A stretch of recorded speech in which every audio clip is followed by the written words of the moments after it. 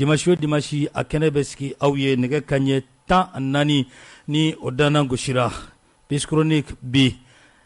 a kɛrɛnkɛrɛnnen don sabula jamana in maaba dɔ an bɛna ale bisimila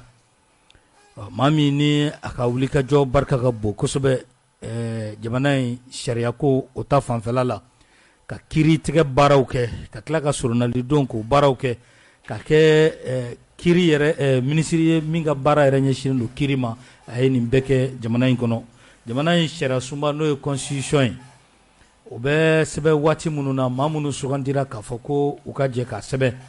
an ka bi ma welele a sen bɛ o maaw la an bɛ foli ni tanuni ko o lase a ma a kɛra minisiri ye an ka jamana kɔnɔ minisiri a ye poste 2 occupé ale de bɛ an bolokɔrɔ bi tilegan in na kalo 3 kɔfɛ an bɛ se k'a fɔ k'a ka ca n'o yɛrɛ ye sa a sɔnna ka kuma bi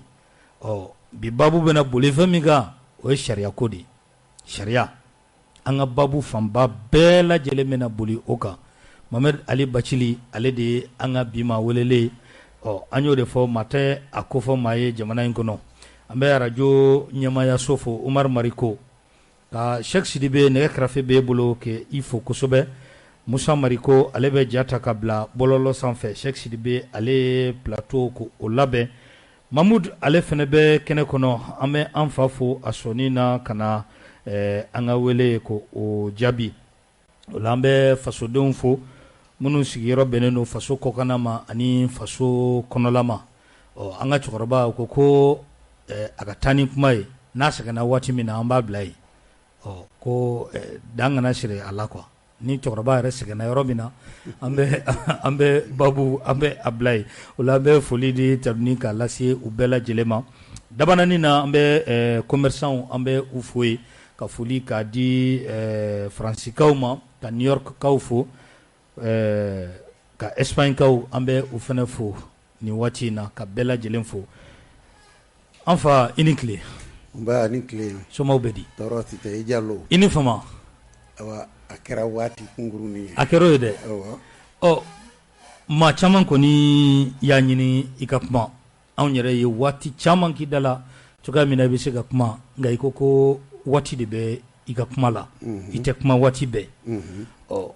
munna i sɔnna bi ka na anw ka wele k'o jaabi i bɔra ka kuma dɔ fɔ i kelen m'a fɔ n ye mɔgɔ caman ye n wele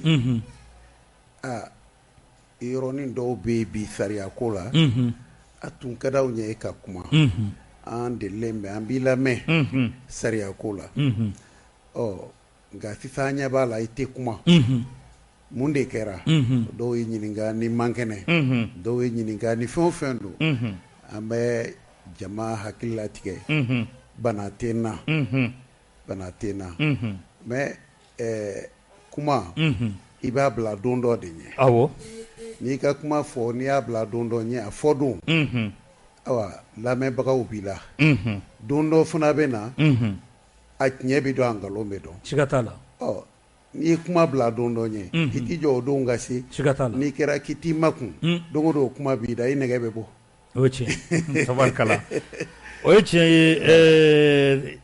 Tarawele ale tulo banna Italie an bɛ foli d'a ma ka Mamadu Sako fo Espagne Mamadu Dumuya New York ninnu bɛɛ lajɛlen ɲɛ banna ani u tulo banna nin waati in na an bɛ foli ka a d'u ma ne yɛrɛ bɛ Mamadu Sako fo ko k'a ka foli d'i ma kosɛbɛ k'a ka cɛkɔrɔba de ye parce que ne denkɛ ɲuman de y'ale a ko ten a bɛ n wele a bɛ n kibaruya ɲininkali kɛ a bɛ n kalama kosɛbɛ a ko k'an ka foli b'a fo kosɛbɛ ne yɛrɛ bɛ Sako fo tabarikala ala ka hɛrɛ k'a ye amina rabi merci sariya n'i ko sariya dɔrɔn an ka jamana in kɔnɔ maa caman bɛ yen u hakili bɛ jigin e la janko maa minnu bɛ yen ni jamanaden gansanw don u tɛ jɔyɔrɔba la a dɔw bɛ yen u kalannen don dɔw bɛ yen u ma kalan caman bɛ yen o ye bolokolonw ye nka ni sariya kuma fɔra dɔrɔn u hakili bɛ siran ka jigin e la ten yala e yɛrɛ fɛ mun de b'o kɛ bi o y'an donkan ye kuma kɔnɔ ayi o bɛ se ka kɛ ne yɛrɛ ka baara taabolo ye bon i bɛ baara mun na n'i dɔnna n'o ye o tɛ baasi ye o bon n ye jɔyɔrɔ dɔw fana ta Mali yɛrɛ kɔnɔ olu kɛra sababu ye n ka n da don Mali ko la ni sariya ka hakɛ ye bon donc a ko n'i tora k'i da don a la ni o y'a sɔrɔ i bɛ se ka sariya ɲɛfɔ fo mɔgɔw ka faamuya sɔrɔ a la o b'a kɛ i tɔgɔ bɛ don u da n'i sera ka sariya ta fana ka baara kɛ n'a ye baara mun ye mɔgɔw nimisa wasa o b'a kɛ i tɔgɔ fana bɛ to u da bon mais mɔgɔ kɔni mana kɛ fɛn o fɛn la i ka kunnadiya dɔ ye i tɔgɔ kana to a la ni lagosili ye an bɛ Ala deli Ala k'an bɛɛ kisi o ma yarabi fɛn fila bɛ yen fo o ka fɔ jama ye han o fɛn fɔlɔ ye waati min na fanga dafiri bɛ kɛ maa fɔlɔ-fɔlɔ minnu welela katikaw fɛ e b'olu la maa fɔlɔ minnu bɛ yen n'u y'olu wele bon ne n'u ye ɲɔgɔn ye nka n t'a dɔn ni maa fɔlɔw don ni ayi e b'olu la awa d'accord filanan fana ye min ye ni an b'o kibaruya kalama ni o bɛna bali yɛrɛ la k'a fɔ ko an b'o kalama o de ye k'a fɔ u tatɔ Akara u ko k'e ka bila u ɲɛ ka taga Akara sabula ko CEDEAO ko i ye a bara ci maaw ye masa an k'o bɛɛ to yen sa tiɲɛ bɛ kuma in na nɔ ayi an k'olu bɛɛ to yen an k'olu to yen an k'o to yen tabarikala ni Ala sɔnna ni o ye kibaruyaw ye dɔrɔn mɔgɔw b'a fɔ an k'a to yen ni Ala sɔnna ma ne ko sariya mun de don sariya ye hakɛ de ye a bɛ hakɛ de kofɔ hakɛ mun bɛ tɛmɛ siraw yiri la a b'a f'i ye nin kibaruya façon na i ka dan ɲa ou bien i yamaruyalen bɛ ka nin kɛ an bɛ se k'a fɔ sariya jamana b'a ɲini ka a yɛrɛ lakana fɛn minnu ma ou bien ka a yɛrɛ labɛn cogo minnu na a ka se ka nafa sɔrɔ jamanaya la jamanadenya la ka sɔrɔ tɔɔrɔw ma se ɲɔgɔn ma ne b'a fɔ o de ye sariya ye anw b'a kala tubabukan na u b'a fɔ ko la loi est une hypothèse a bɛ fɛn de ko fɔ a ma kɛ fɔlɔ mais donc n'ale taara o fɛn in n'o bɛ kɛ a ka bila ale ka fɔta kɔnɔ o de y'a kɛ u b'a fɔ ko sariya a bɛ ta n'a taara wagati min ani sini a b'o de ko fɔ a tɛ kunun ko fɔ a tɛ segin kɔ ka taa kunun baara kɛ donc hakilina don k'a lajɛ n'an taara nin fɛ o bɛ ɲa donc nin taabolow kɔnɔ an b'a furu ka kɛ tan ni furu bɛ siri a ka kɛ tan ni jago bɛ kɛ a ka kɛ tan furakɛlikɛlaw ni banabaatɔw cɛ hakɛ ye nin ye bon polisiw ni mɔgɔw cɛ hakɛ ye nin ye donc sariya b'i miiri o bɛɛ de la ko olu fɛsɛ k'o ta siraw k'a bɔ ɲɔgɔn na fo faamuya ka sɔrɔ a la k'a lajɛ ni an ye nin mun fɔ n'a kɛra o ye basigi b'a kɔnɔ tɔɔrɔ t'a kɔnɔ nin faamuna yala fasoden bɛɛ lajɛlen dama ka kan sariya ɲɛkɔrɔ wa sariyaba yɛrɛ y'o de fɔ ko latɔmɔli tɛ fasodenw ni ɲɔgɔn cɛ awa ko fasoden bɛɛ ye kelen ye sariya ɲɛkɔrɔ si ma fisa si ye sariya ɲɛkɔrɔ fo ni ale yɛrɛ sariya a ye tɛmɛ sira dɔ nati k'a ɲɛsin maa dɔw la ou bien taabolo dɔw la k'olu bila o kɔnɔ mun ni tɔw ta tɛ kelen ye o bɛ se ka kɛ i ka baara sababu ye a bɛ se ka k'o ye a bɛ sira dɔ ta e ka baara sababu la e ka ko bɛ lajɛ ni o ye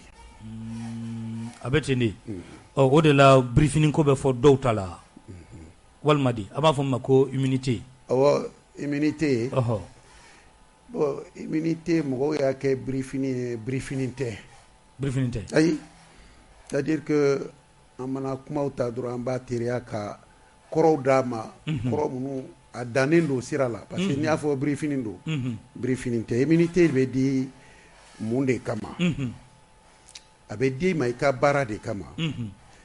o baara in fana a dɔnnen bɛ k'a fɔ i b'a kɛla jamana nafa kama donc k'o baara kalifalen to i la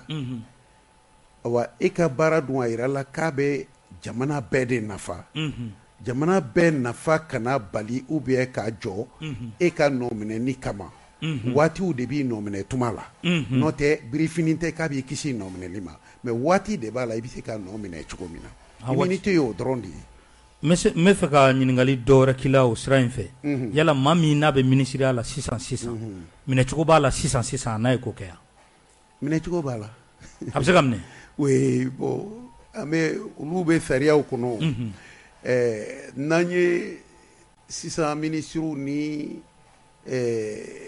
président ka sariyaw lajɛ a bɛ fɔ k'u bɛ taa an ka sariyaba ko k'u bɛ taa haute cour de la justice la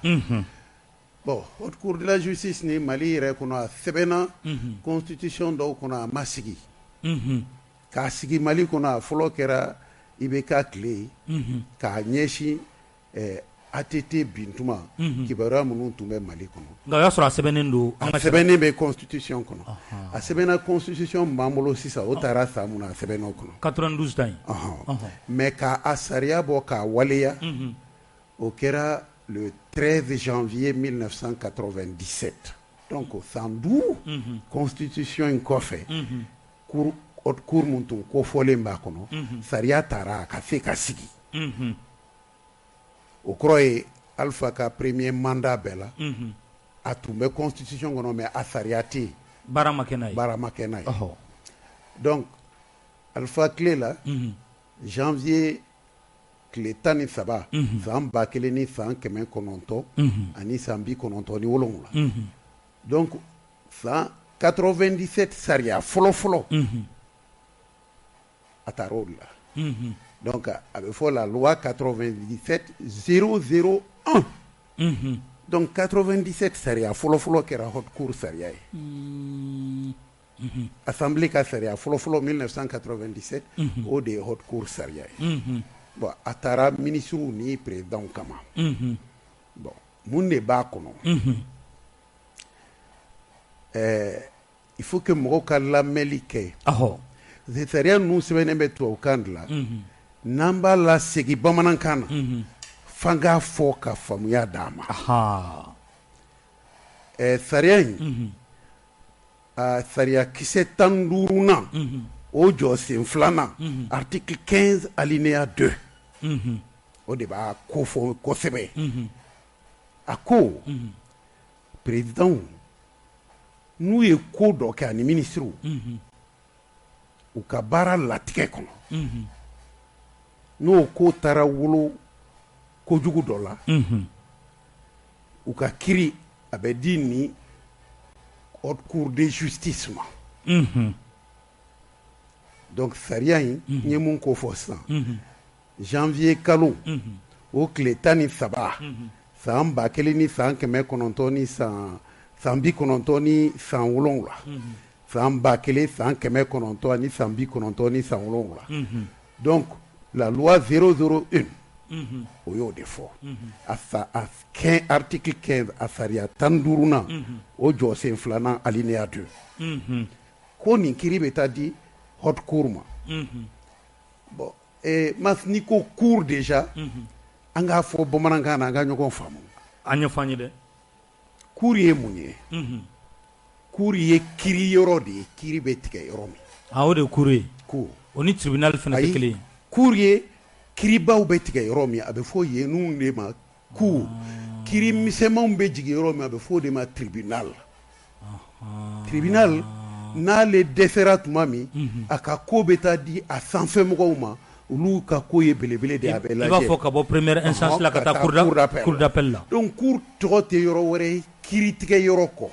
mais sɛgɛsɛgɛli yɔrɔ tɛ ɲininkali yɔrɔ tɛ dossiers mana ban fo k'a fɔ a dafalen don a bɛ taa da o kɔrɔ k'u ka kiiri tigɛ donc haute cour tɛ ɲininkali kɛ yɔrɔ ye an k'o bɔ a la fɔlɔ ɲininkali kɛ yɔrɔ tɛ ayi k'a fɔ donc n'i bɛ taa ɲininka fo haute cour k'i wele ne ɲɛna faamuya dɔɔni bɛ mɔgɔw jɛ o yɔrɔ la k'i placer sous mandat i ma taa cour la fɔlɔ dɛ mais i ka droit ka taa cour la o b'i bolo fana a ma tiɲɛ ok haute cour o ye mais haute cour yɛrɛ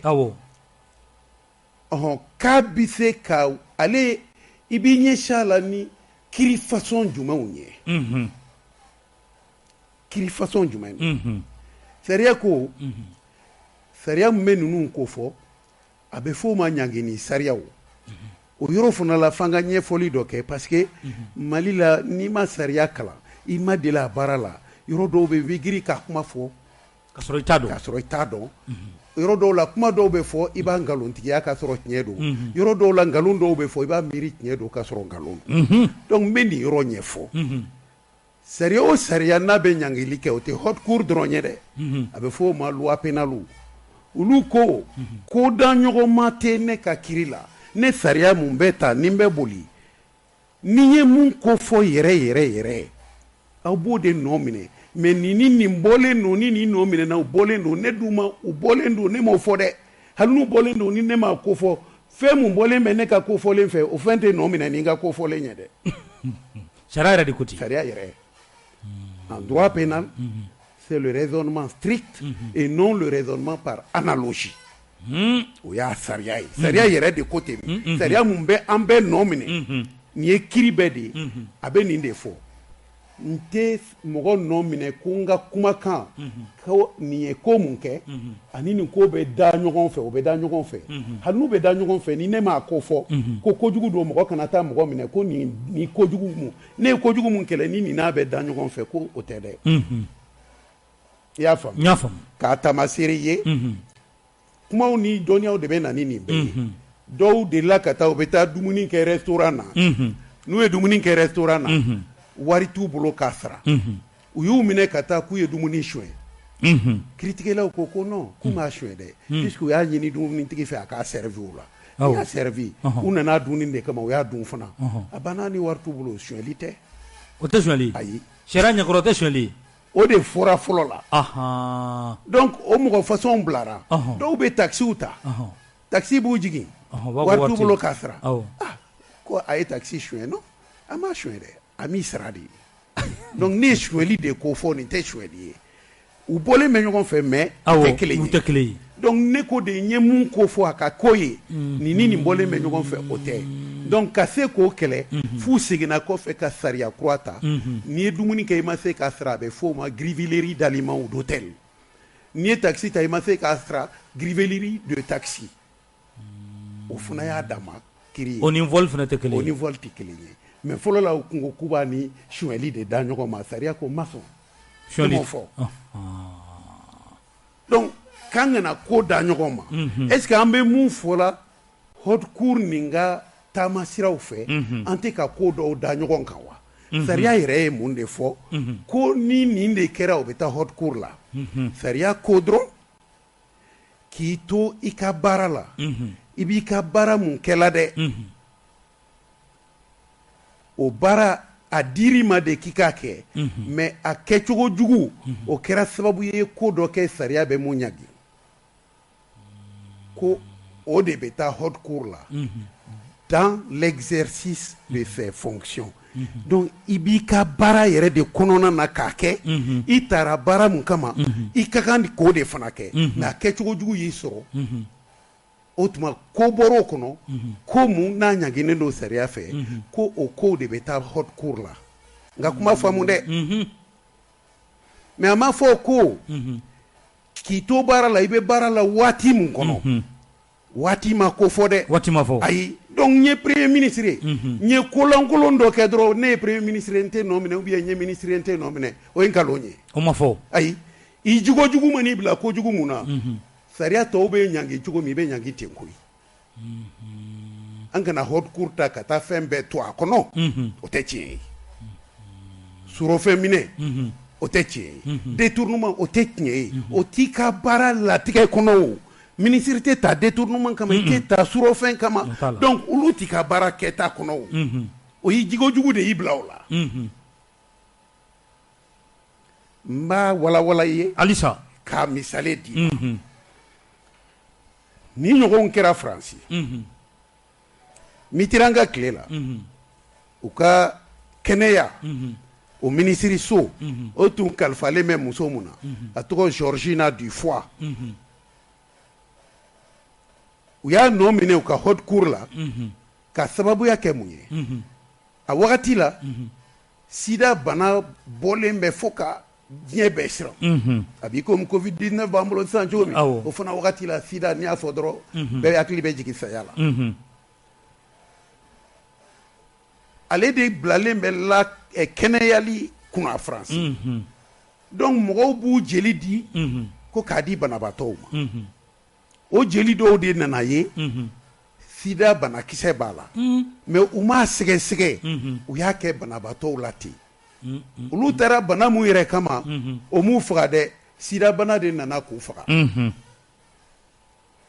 olu ka denbaya mɔgɔw u ye plainte kɛ k'a yira ko sida bana mun y'u faga docteur so baara de y'a bila u la donc n'i ye fɛn bila mɔgɔ jeli la mun b'a faga sariya la a bɛ fɔ o de ma empoisonnement k'a y'a poisonné u y'u poisonné ni sida bana kisɛ ye donc nɔminɛni kɛra ni dun ye mɔgɔ poisonné i bɛ faga de ou bien i bɛ t'i si kaso la donc u ye nɔminɛni kɛ ka taa ye k'a fɔ ministre mun kun ka kan ka mɔgɔw ka kɛnɛya ko jate minɛ ale ma hali lɛtiri ci siɲɛ kelen k'a fɔ sida bana bɔlen don mɔgɔ kana jeli ta tugun ka taa kɛ banabaatɔ la n'aw m'a sɛgɛsɛgɛ k'a dɔn ni sida bana b'a la n'a t'a la o tun y'a ka ministeriya baara de ye a m'o mun kɛ a nɔ minɛ n'o de kama o de tun y'a ka kɛta ye o de tun y'a ka kɛta ye parce que a taara o de kama a ka premier ministre tun ye jɔn ye Laurent Fabius o bɔra a ka premier ministeriya la o de sababu la u taar'u yɛrɛ sɔrɔ haute cour la k'u juger k'u condamner ka kaso juru dɔw la i y'o faamu n y'o faamu mais o jamana kelen in kɔnɔ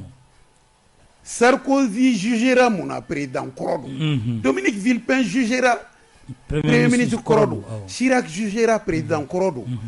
Edouard Balladur jugera premier ministre kɔrɔ don François Léotard jugera ministre kɔrɔ don ministre de la défense kɔrɔ don ninnu bɛɛ jugera kow ka baara kɔnɔ u ye yuruku surofɛnw u y'o de kɛ ka wari détourner donc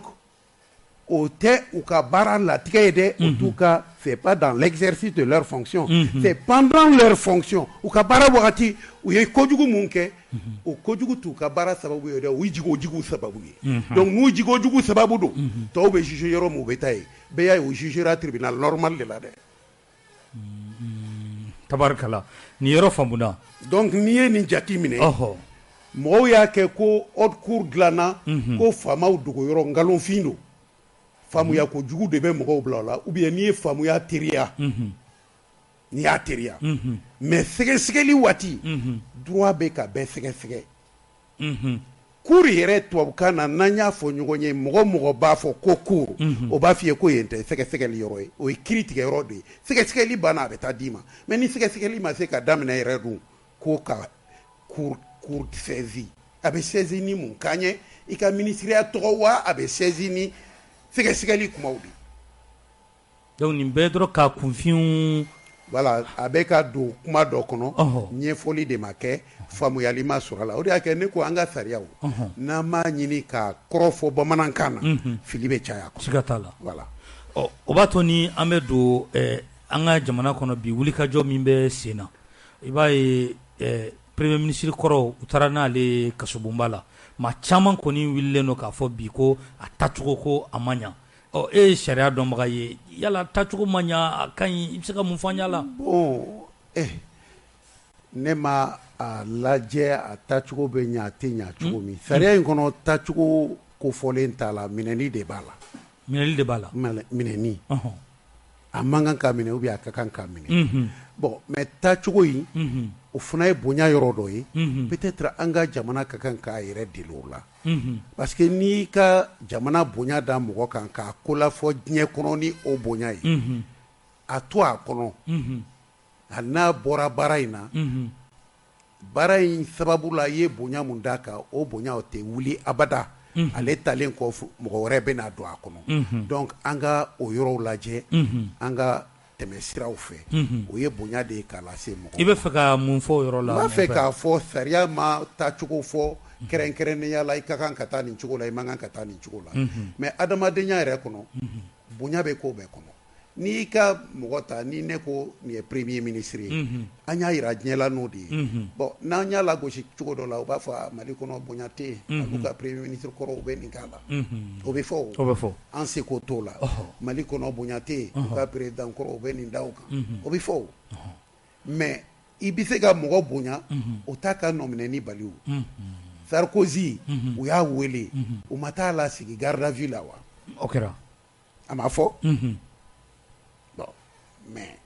u b'a bonya o garde à vue kɔnɔ u tɛna taa fili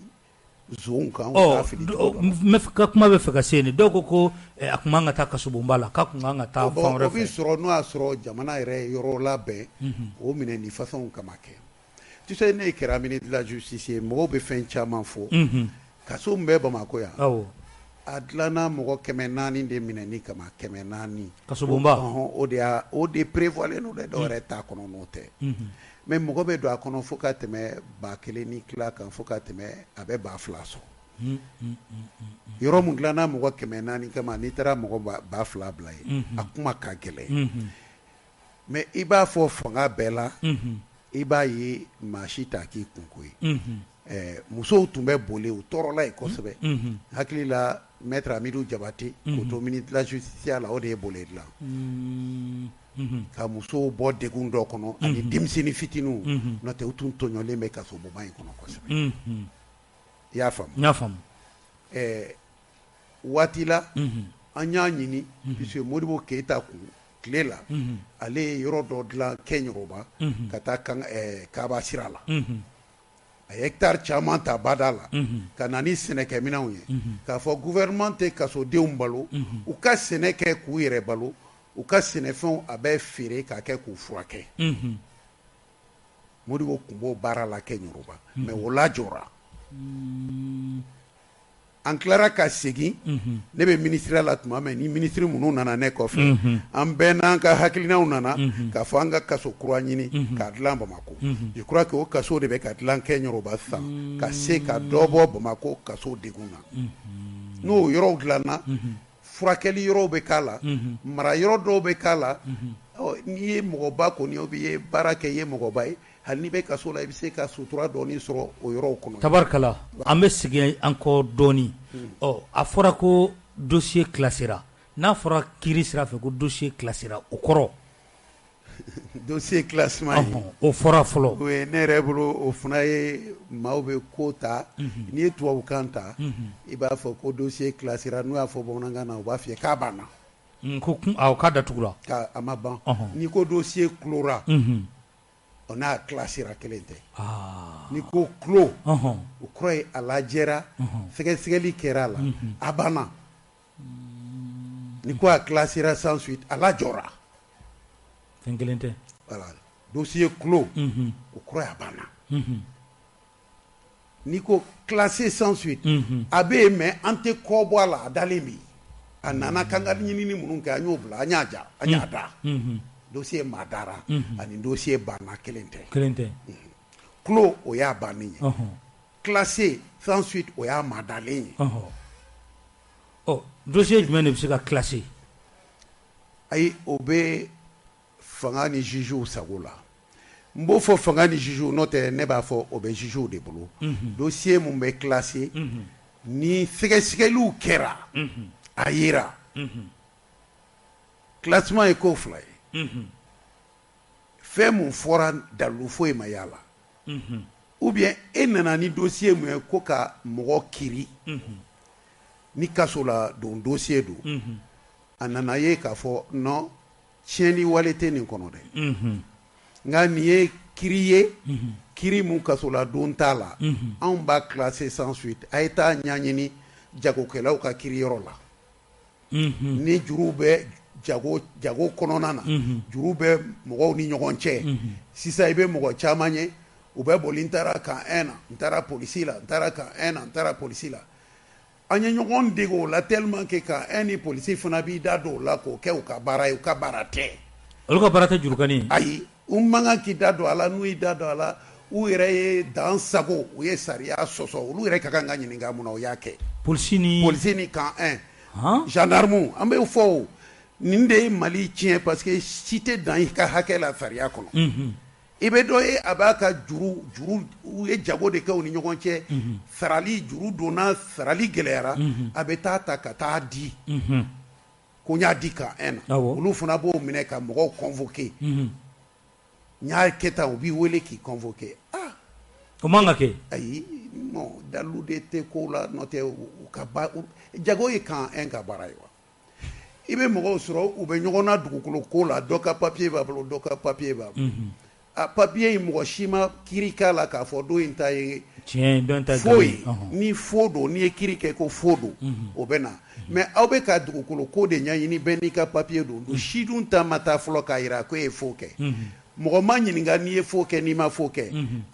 k'an ni polisiw da b'o la mun na olu u ka ko yɛrɛ tɛ u ka ko tɛ o bɛ ɲɛnabɔ min a bɛ ɲɛnabɔ tribunal la dɔrɔn i bɛ t'i ka papier don tribunal la aw bɛɛ b'aw ka papier di ka aw b'aw ka dalilu fɔ kiiri bɛ k'a kan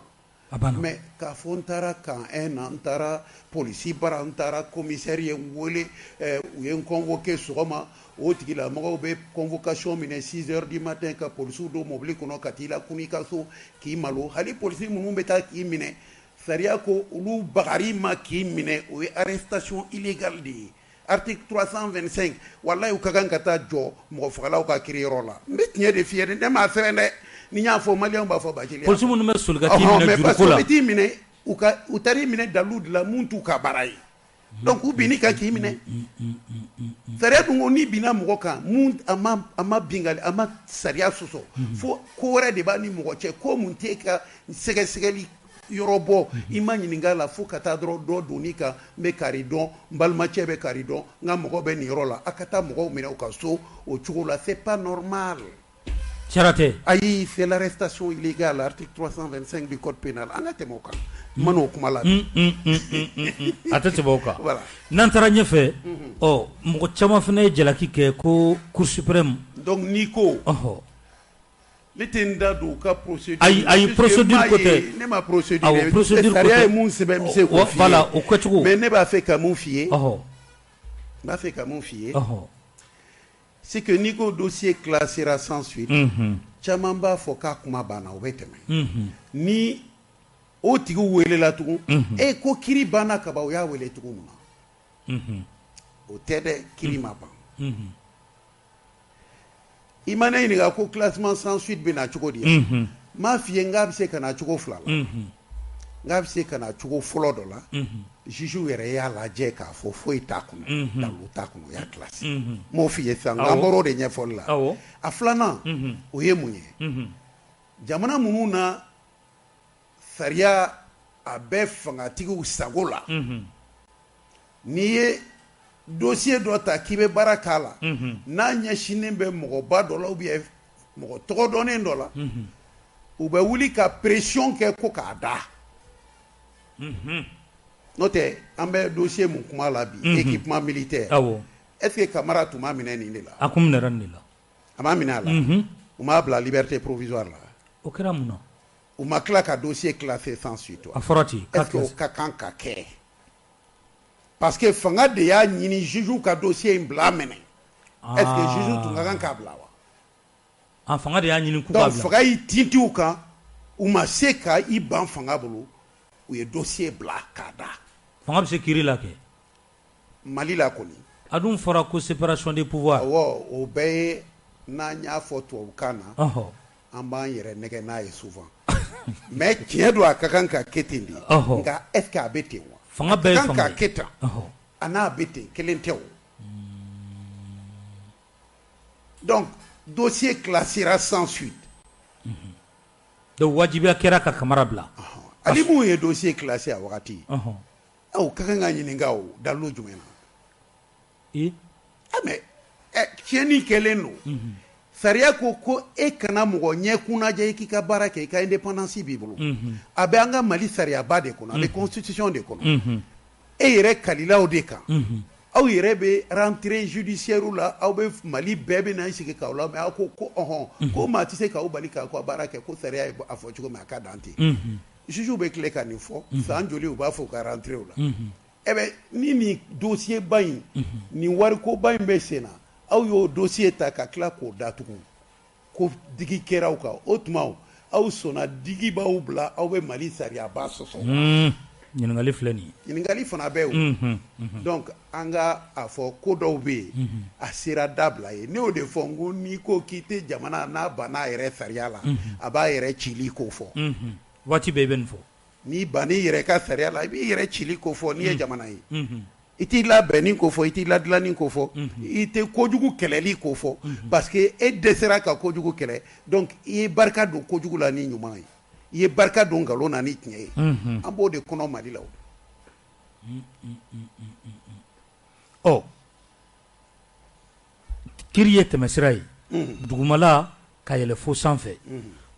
an balila dɔrɔn ka a ye nin kiri bɛ Cour suprême bolo yala Cour suprême de ka kan k'a kɛ yan a kun kan ka tɛmɛ dugumasira minnu fɛ ka yɛlɛ an m'olu n'i ko i bɛ taa haute cour la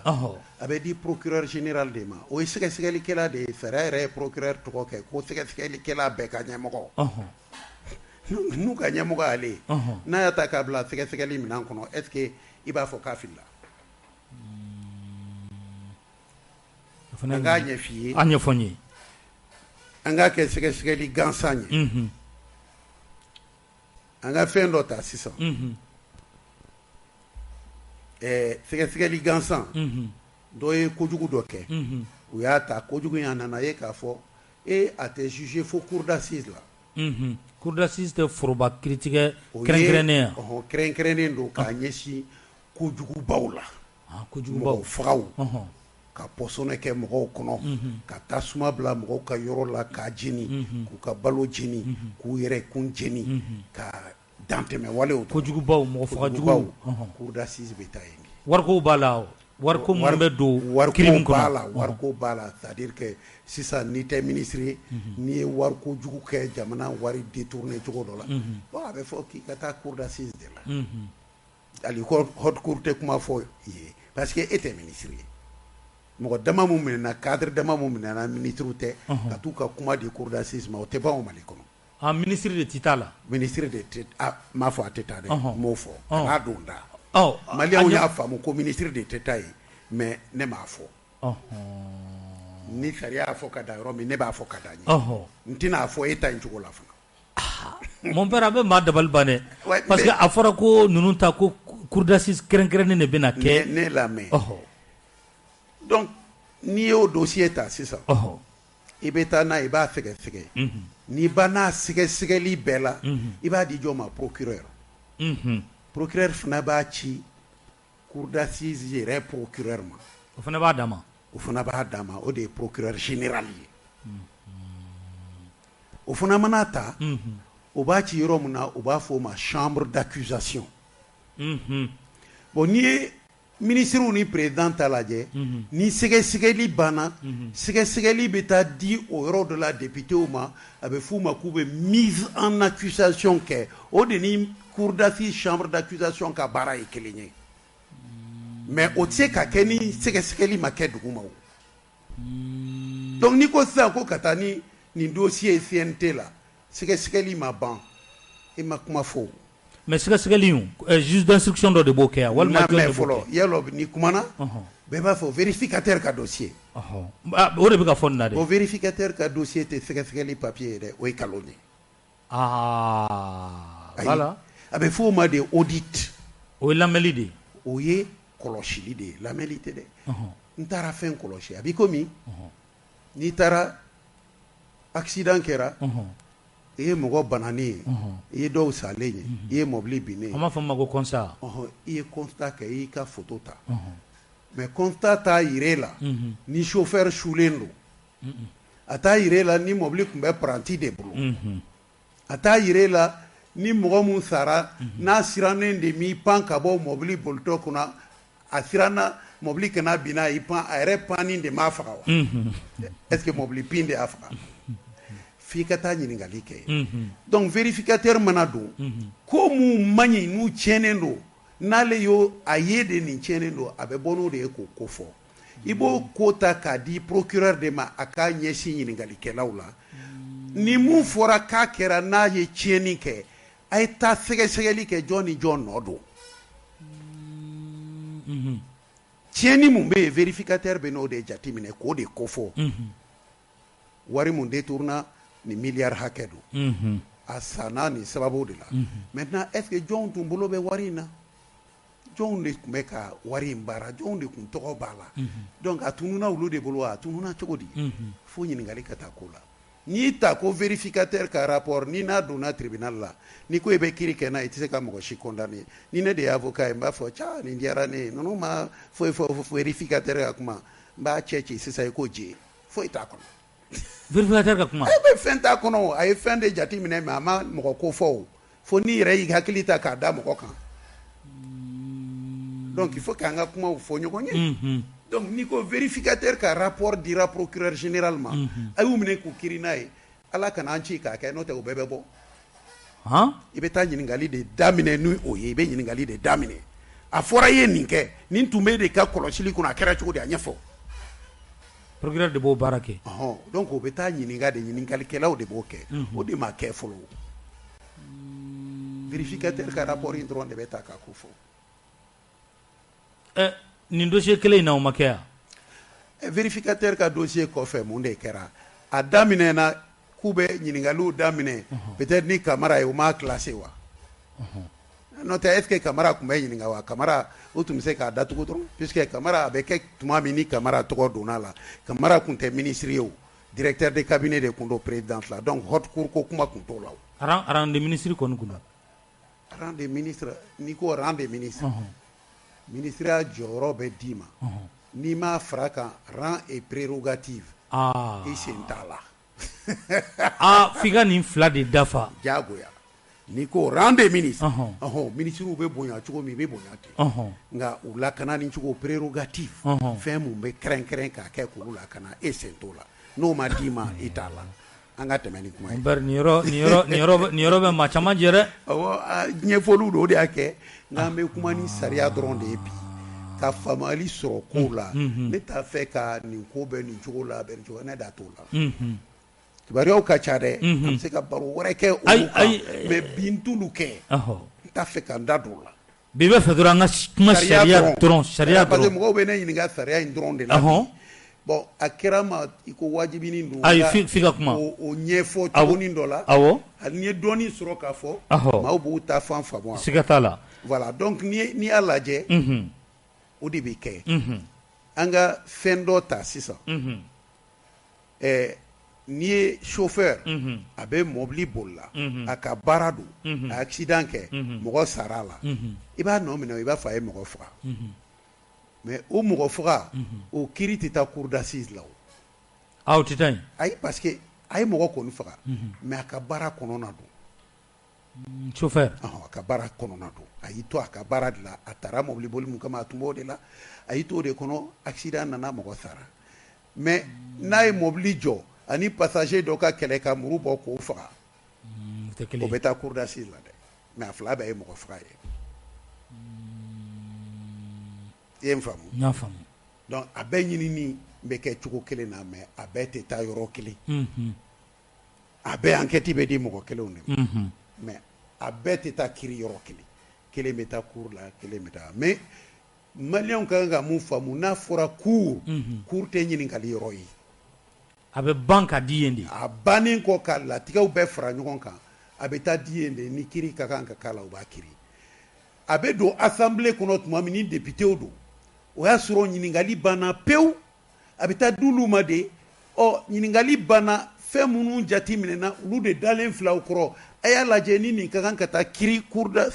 haute cour de justice la n'a man kan ka taa n'a man kan ka taa aw tɛ accusation kɛ n'a ka kan ka taa aw bɛ accusation kɛ hali tɔw fana ka ɲininkali la n'a banna a bɛ taa di chambre d'accusation de fana ma mais olu ye juges ye olu de fana b'a fɔ nin ye kiiri ye a bɛ se ka taa cour d'assises la ou bien nin ta kun tɛ nin dalu tɛ nin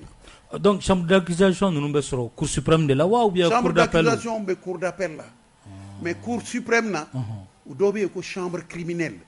puisque olu nana n'a ye haute cour ka sira fɛ o de b'i da don a la o fana bɛ procureur général ka mara de kɔnɔ. N bɛ fɛ ka yɔrɔ min fana dɔn sisan haute cour ni cour suprême danfara jumɛn de bɛ se ka k'u cɛ yala cour suprême bɛ se ka i yɛrɛ bila. Ayi cour suprême a m'a yɛrɛ bila a kɔnɔ. Ayi ɲininkali don. Sariya yɛrɛ y'a bila sariya min bɛ haute cour créer u ka baara si tɛ kɛ n'a ma daminɛ cour suprême procureur général fɛ yen. A baara si tɛ kɛ n'a ma daminɛ o fɛ yen o de ka lajɛliw ni papiyew bɛ se assemblée ma u k'a lajɛ lajɛli mun sɛgɛsɛgɛli mun kɛra a bɛɛ nana dan kɔrɔ a papier filɛ nin ye u bɛ se k'a fɔ a ma dafa anw bɛ chambre d'instruction dɔ de la o fana bɛ se ka juge d'instruction ta o cɛ la ka procureur ka papier d'u ma olu ka taa sɛgɛsɛgɛli tɔ dafa n'u yɛrɛ ɲɛna a ma dafa o ye député ye mais a kun fɔlɔ bɛɛ bɛ procureur général de bolo o tɛ député bolo o tɛ ko haute cour bolo o tɛ tiɲɛ ye donc procureur ma fili ka baara ta dɛ ale de b'a daminɛ ale de kan k'a daminɛ ale de b'a daminɛ n'i ye a kɛ yɛlɛyɛlɛ n'a ye sisan haute cour ni cour suprême jumɛn bɛ jumɛn sanfɛ ayisa bɛɛ n'i jɔyɔrɔ don président ka kiiri kɔnɔ hali kiiri don cour suprême bɛ yɛlɛ procureur général de bɛ yɛlɛ ka kuma jamana tɔgɔ la hali haute cour ɲɛfɛ o tɛ se ka baara kɛ ale kɔ abada o bɛɛ bɛ kun tilenna a b'i komi n'i ko cour suprême président ni cour suprême procureur général a b'i komi n'i ko cour d'appel président ni cour d'appel procureur général haute cour de justice ka procureur général o ye Mali cour suprême procureur général de ye o tɛ taa ka ɲɔgɔn dan koyi mais n'i donna tribunal kɔnɔ sisan procureur général ou bien an ka kɛ procureur ani président jumɛn de ye tribunal chef ye a ye chef tribunal juge la chef ya ka dɔgɔ a la bonyaw bɛ da dɔw mais président n'i ko président mais procureur bɛ sɛgɛrɛ ka tɛmɛ président kan n'i ko président président sigilen tɛ foyi kama kiiri kibaruyaw kan ka kiiri tigɛ dɔrɔn dossier fɛn o fɛn mana na ale de b'u tila jugew ni ɲɔgɔn cɛ olu de bɛ yɛlɛn ka kiiriw président de b'o kɛ procureur général tɔ minnu bɛ baara la tribunal kɔfɛ ni baara ɲɔgɔnya b'u ni tribunal cɛ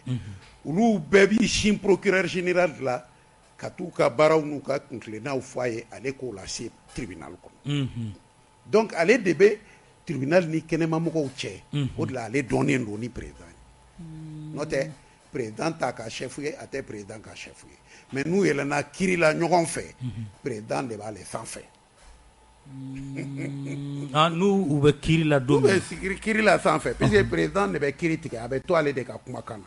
procureur bɛ wuli ka laɲinini de kɛ a kumatɔ n bɛ nin ɲini fɛ président mais o de ye ministère public ye o de ye ministère public ye mais a bɛ laɲinini de kɛ dɛ mais a ka laɲinini o bɛ président sago la dɛ ala t'a fɔ ko an k'a deli wa ko nka a b'a yɛrɛ sago la procureur bɛ laɲinini kɛ mais président b'a yɛrɛ sago la a bɛ ten de a bɛ ten voilà c'est tout o b'a to ni an bɛ taa ɲɛfɛ halisa ɲininkali kɔnɔ yala cour constitutionnelle o jɔyɔrɔ ye jumɛn de ye jamana ko la kiiri tasira fɛ bon cour constitutionnelle ninnu kɔni élection ko kumaw de b'u da candidat ni est ce que a ka kan ni candidat ya ye wa voting est ce que a kɛra cogo la wa est ce que namara ma y'a la wa est ce que vote kɛcogo ɲuman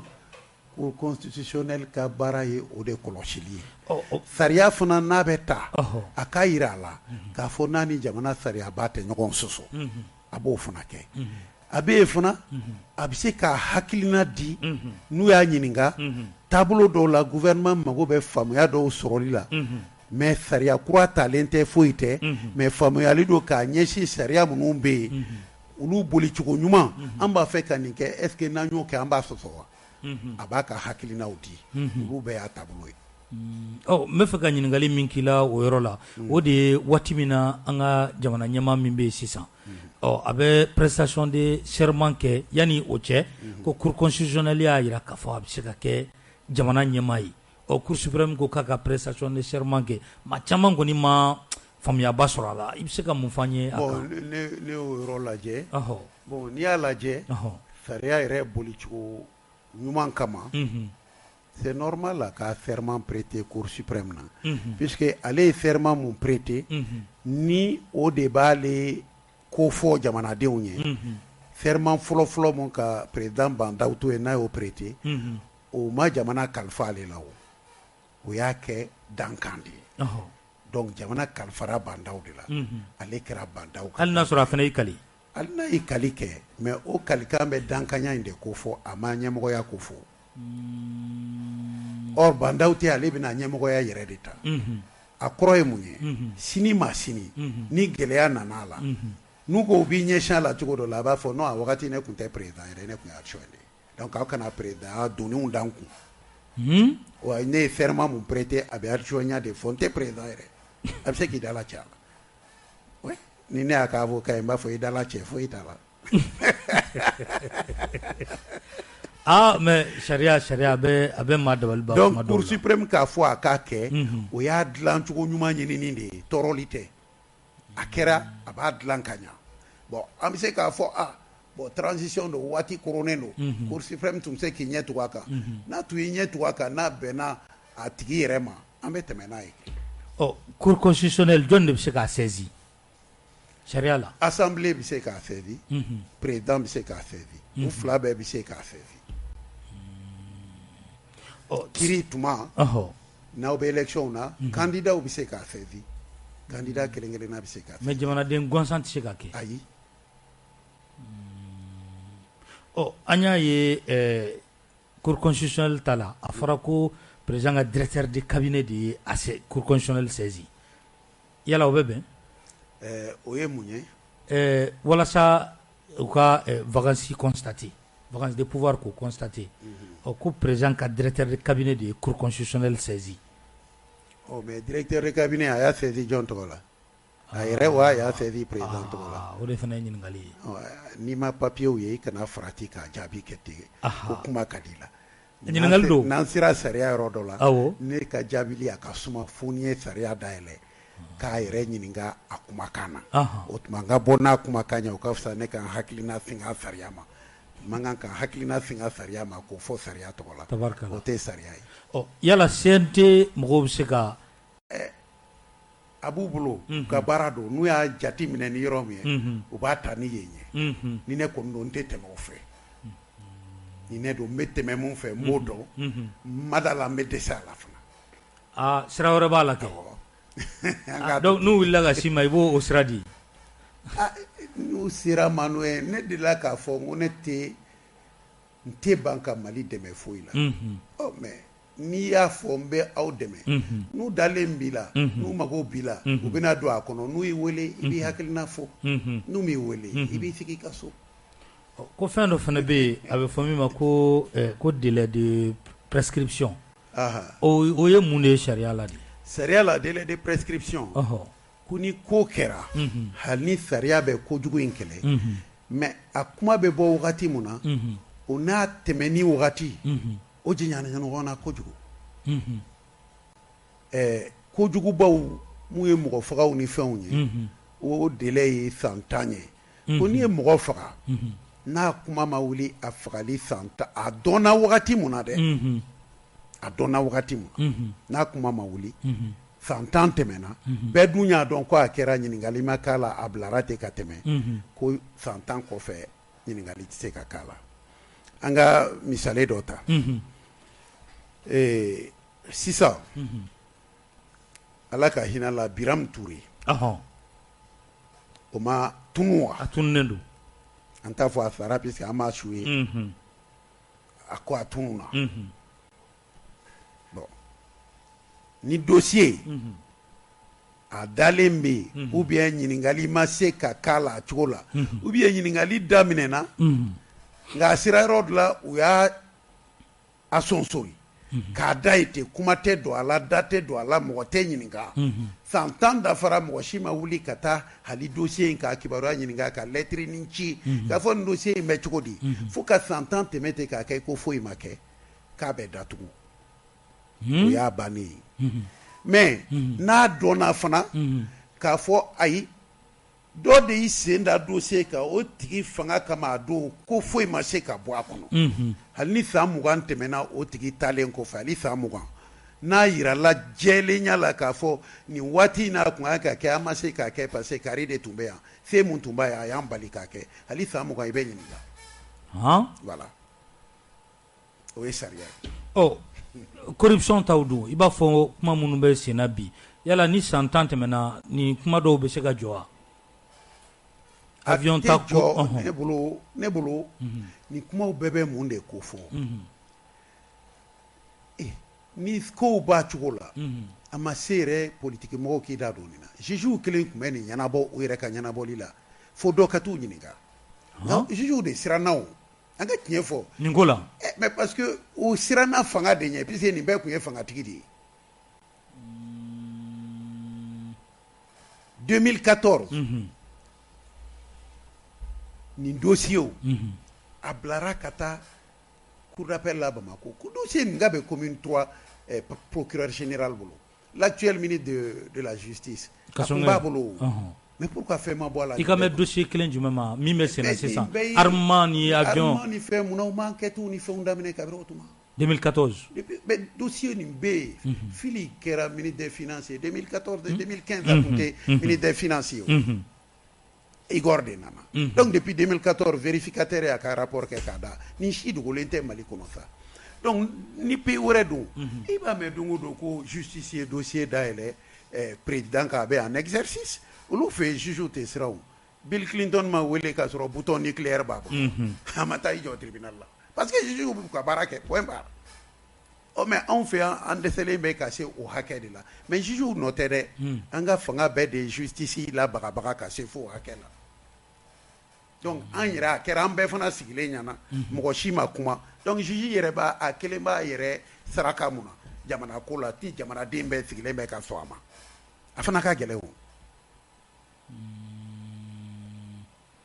donc ni nin ko ninnu ma wuli sisan ni san mas ne min bɛ k'a f'i ye an ka yɔrɔ jan ko dɔ ta ne kun ma san hali san 25 dafa u bɛ fɛn mun kɛ ko Cabral Musa tile la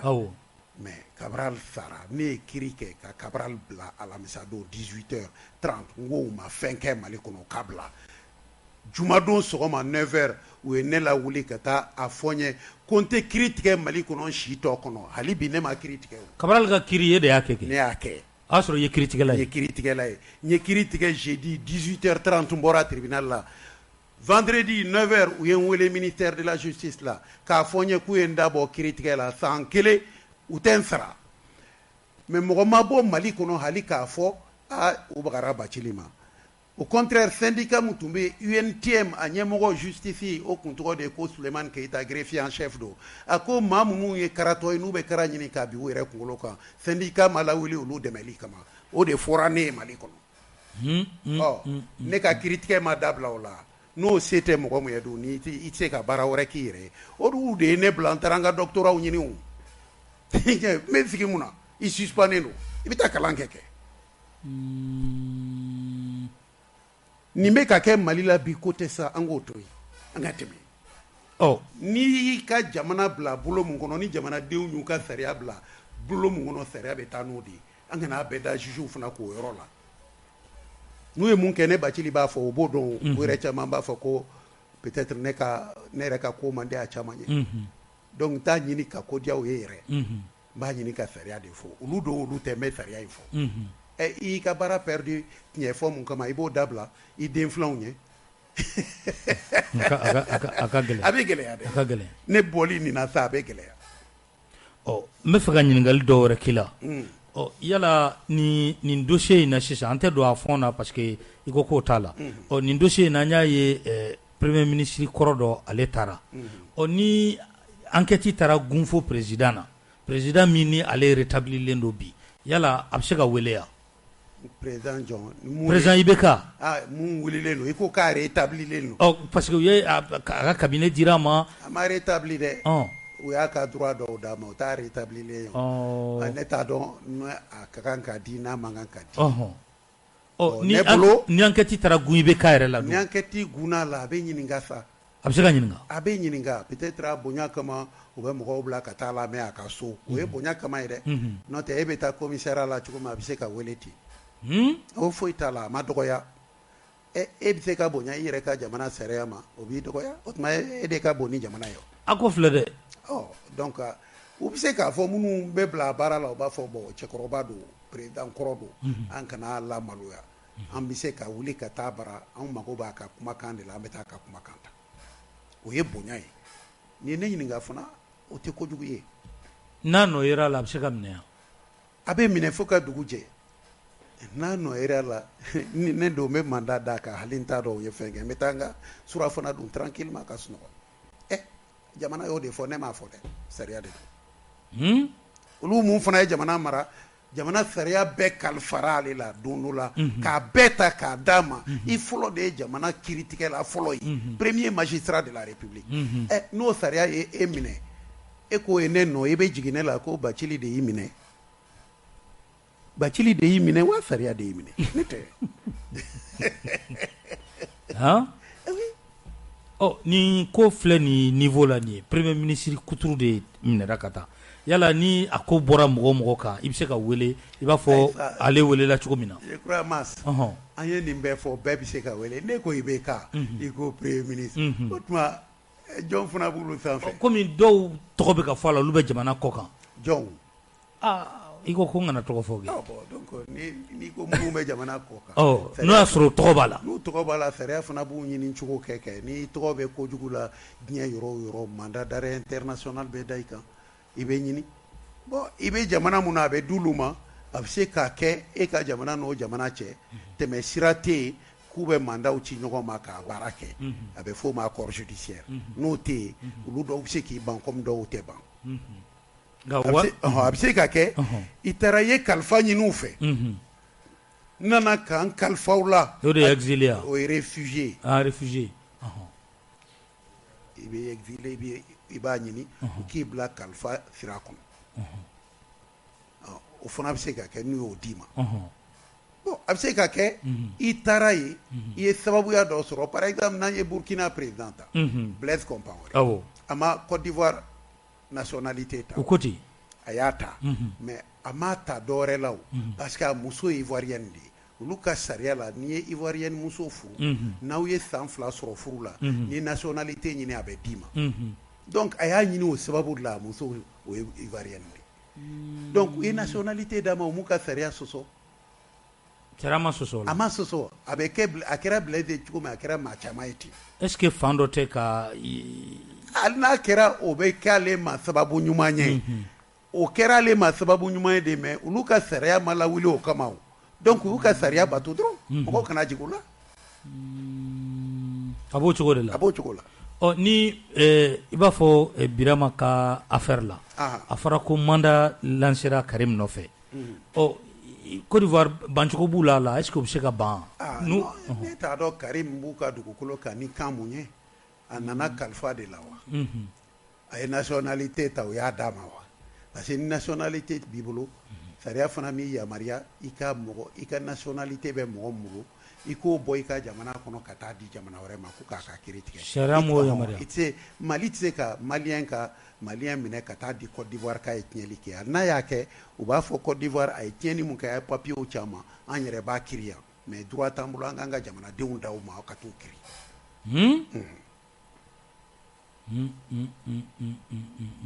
a tɛ tɛmɛ o kan donc ne t'a dɔn Karim bɛ bolo mun kan ye n t'a dɔn a bɛ cogo min na ne t'o dɔn donc n'i ye kɔrɔfɔ in bɛɛ faamu mɔgɔ de tɛ sariya sanfɛ i y'a kɛ cogo cogo kiiri cogo b'i la kiiri kuma fana b'i la kiiri cogo b'i la kiiri kuma b'i la tɛmɛ siraw b'a kiiriw bɛɛ fɛ halisa n bɛ mun fɔ haute cour ko la dɛ a kuma bɛ yɔrɔ bɛɛ a kuma ka ca bi dɛ u k'a jate minɛ i bɛ baara la wagati mun na k'i ye kojugu kɛ wagati in tɛ jate dɛ a ma fɔ sariya ma fɔ ko pendant les crimes et délits commis pendant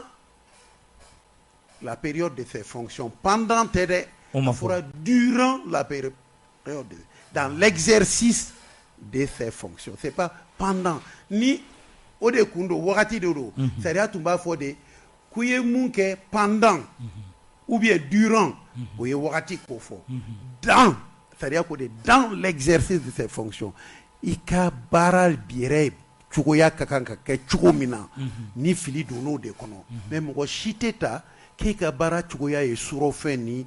karatu ni nanbara ni nkalon ni suɲɛli ye o tɛ ministeriya attribution kɔnɔ donc n'o t'a kɔnɔ n'i y'o kɛ i ye kolankolon de kɛ ka da i yɛrɛ ka jiko kolon kan mais o n'i ka baara tɛ fanna o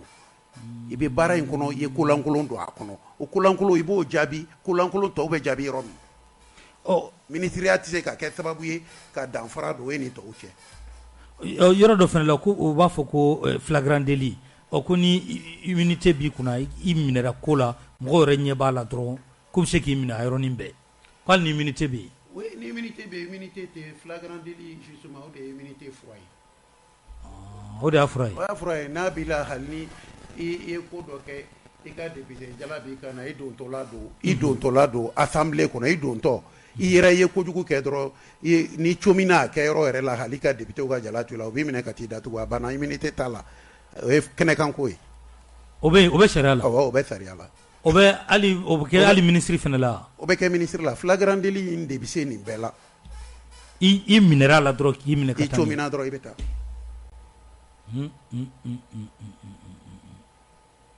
donc n'an ye sariya in fɔ bamanankan na an si tɛ sɛgɛn nka haute cour kuma bɛ mun kɔnɔ bi o y'a don dɔnniya dɔ kɔnɔ i b'a fɔ ko bɛɛ tɛ se k'a faamu nkalonfin don a bɛɛ bɛ faamu tiɲɛ yɛrɛ la a jɛlen don fo ka a jabajɛ anw ye haute cour sɛbɛnw anw de y'a sɛbɛn constitution kɔnɔ olu b'a fɛ k'a kɛ mun ye o tɛ o voilà bolo mun ye si d'o mɔ la o de b'a aw de y'a sɛbɛn aw de b'a dɔn donc a ma sɛbɛn ko n'i kɛra ministre ye i ka taa bi walimuso kan i ka bi wali nafolo kan i ka nkalonfin don ka fɔ a la bi n'i bɛ ministre la i ka ministre baara filiw de kofɔlen don i ye i jogojugu tɛ dɛ n'i jogojugu ta ka don i ka ministre kɔnɔ ko haute cour b'i ɲɛ ye i bolo bɛ fu la juges kana siran ayi walayi u k'an ta in lajɛ o don Sarkozy est président, Chirac est président, Villepin est premier ministre. Mais au cas kojugu de ou la tribunal la cour matanu yo. Bara siratige fait mun sira au Georgina Dufoni Feigné, Fabius Baladur tara, Léotard tara, Loubet tara. Tieni kela ou ni kojugu kela gansa umbe munke ou fanataro kirioro de là parce que a fora kauto ministre ayo de ke. Ayo munke o te ministre ma oblo la de au jigojugu. Aw tɛmɛ sira kojugu aw nata kojugu de y'aw bila la donc o ni ministère tɛ foyi la an ma ministère kalifa mɔgɔ la k'i ka taa jikojugu kɛ k'i ka taa suɲɛli kɛ k'i ka bingali kɛ k'i ka foroba wari détourné ka a karatu ka taa bila i yɛrɛ kun o tɛ ministère papier si kɔnɔ donc n'i y'o de kɛ o karatu kumaw bɛ taa fɔ yɔrɔ wɛrɛ de an ka n'o don ministère kɔnɔ sa n'o tɛ i bɛ ministère yɛrɛ lagosi n'i y'a ko i y'a lagosi. Ni dossier kelen in na par exemple tigiri bɛ minɛlen don dossier min na tan ne tɛ tigiri dɔn dɛ Sumelu Bube Maïga bon voilà ne tɛ tigiri dɔn le tigre de Badala ne t'ale dɔn ok ne bɛ taa Badala ma deli ka tigiri ye maa kuma mɛn maa kibaruya mɛn ne tɛ tigiri dɔn dɛ ok Sumelu Bube Maïga minɛlen don nin dossier min kama bi ni nin dossier kelen na ka mɔgɔ sɔrɔ mɔgɔ gansa par exemple opérateur économique dɔ o ka sɔrɔ nin dossier kelen na yala ale premier ministre ye o ye maa gansa ye est ce que u minɛcogo ye kelen ye ɲininkali yɔrɔ la o bɛɛ bɛ ɲininka cogo kelen na ni a yira la premier ministre ka kɛta a n'a ka baara yɛrɛ de tugulen bɛ ɲɔgɔn na minɛ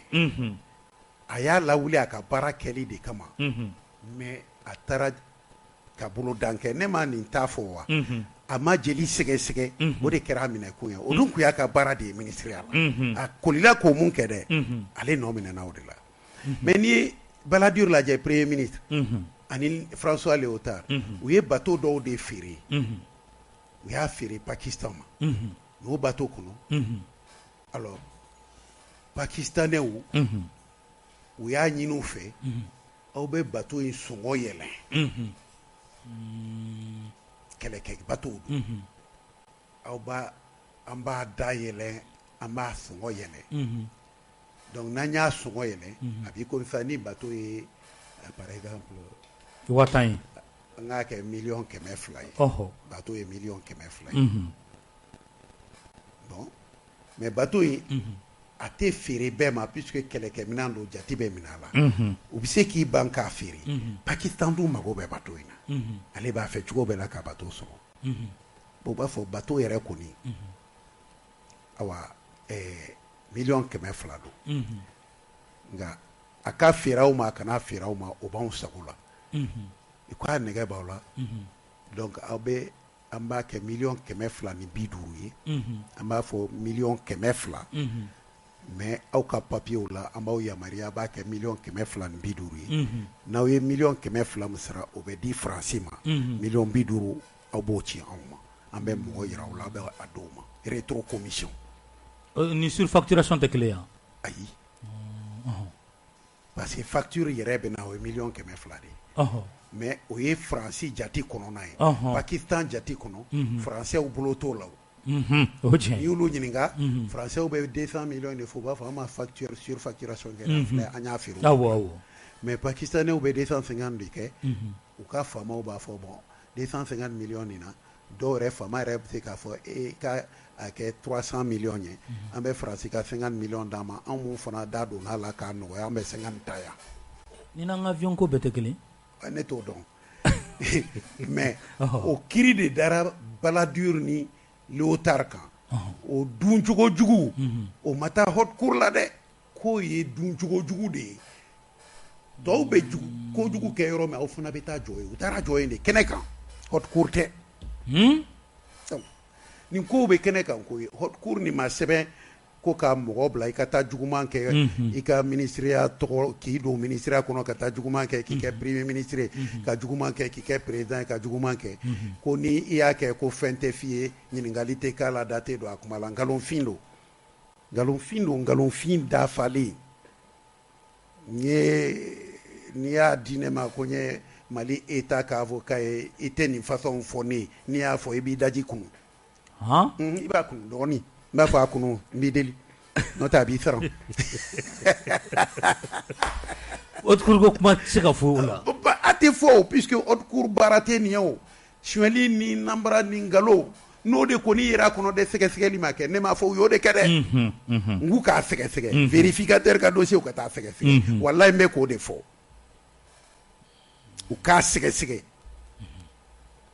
ne bɛ nin dossier dɔn n y'u kalan fana mɔgɔ tɛ k'a fɔ n ye dɛ n bɛ fɛn o fɛn fɔ la ni n bɛ se k'a fɔ dossier in n yɛrɛ y'a kalan donc n b'a dɔn mun bɛ vérificateur t'a kɔnɔ mais u ka taa sɛgɛsɛgɛ dɛ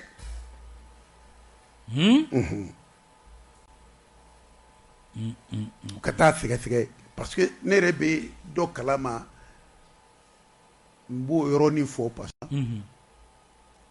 ne ma dɔ wɛrɛ dɔn n b'a ci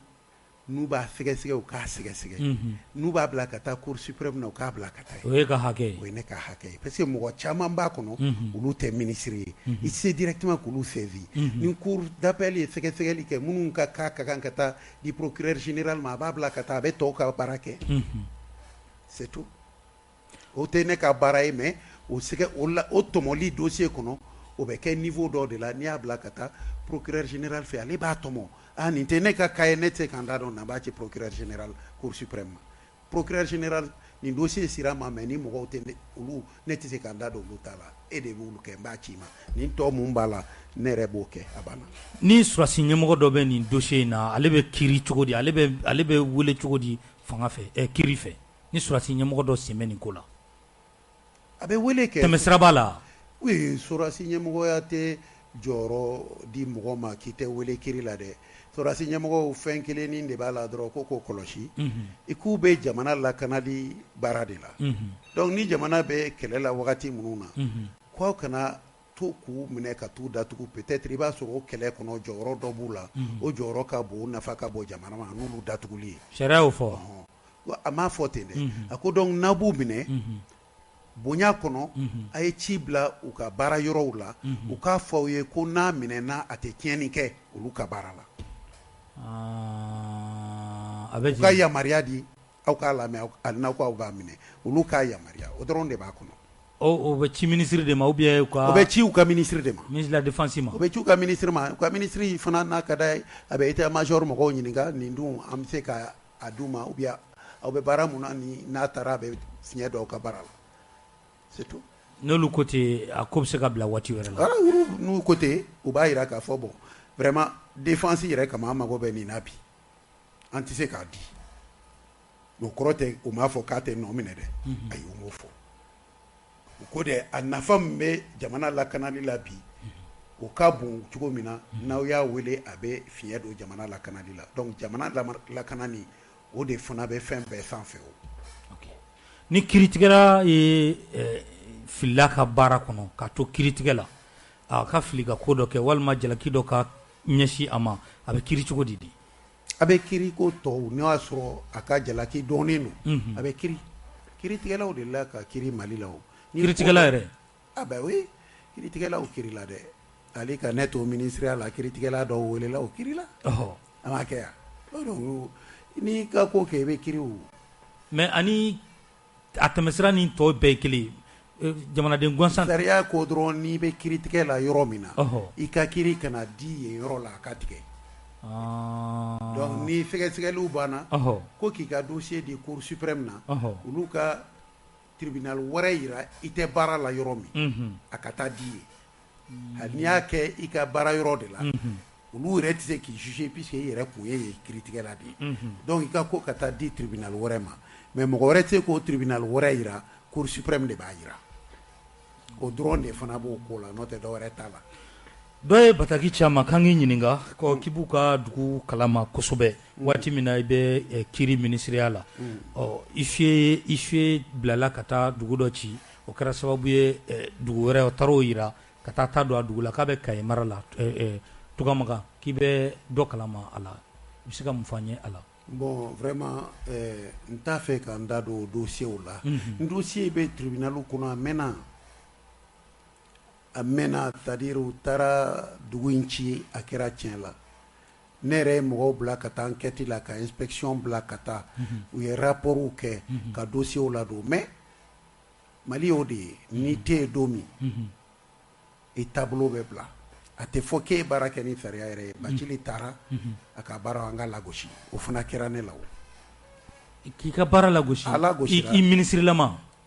i bɔra yen u b'a kɛ ne ministrilama